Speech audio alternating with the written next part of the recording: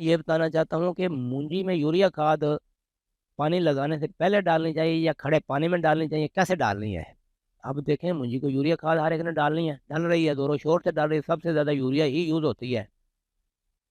तो आज की वीडियो का जो मेजर पैगाम है वो ये है कि मूंजी में 1-2 इंच खड़े पानी में यूरिया खाद का छींटा करना, ये सबसे बेहतर है।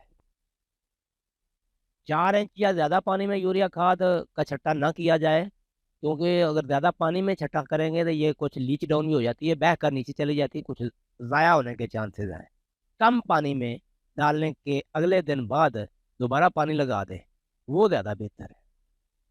लेकिन ये भी नहीं होना चाहिए कि पानी खुश्क करके मूंजी का मूंजी में जो है ना पानी खुश्क कर लिया बिल्कुल ही, और फिर उसमें छींटा कर दिया। इसके मुकाबले में भी छींटा कर दिया और बाद में पानी लगा दी, इसके मुकाबले में भी खड़े पानी के अंदर डालना जो है ना वो ज़्यादा बेहतर है। पानी खुश्क हो और अगले टाइम यूरिया डालें और पिछले टाइम पानी लगाएं, इसमें भी कुछ नुकसान हो जाता है।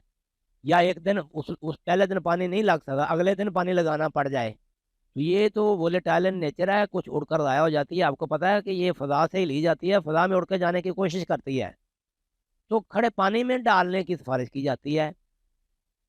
इसी वजह से हम कहते हैं कि 1-2 इंच पानी मौजूद हो, उसके अंदर यूरिया का छट्टा किया जाए, तो वो ज़्यादा कंसंट्रेटेड तरीके से जड़ों के करीब रहता है, दूर नहीं जाता।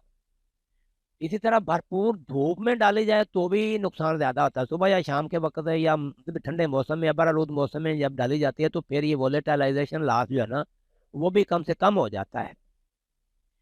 तो मूंजी में यूरिया खाद अगरचे फ्लड भी की जा सकती है, बहुत से काश्तकार करते हैं। लेकिन याद रखें, कम पानी में छट्टा डालना सबसे ज़्यादा बेहतर है। और यूरिया डालने के बाद बारिश हो जाती है, इज़ाफ़ी पानी लग जाता है। पानी निकल के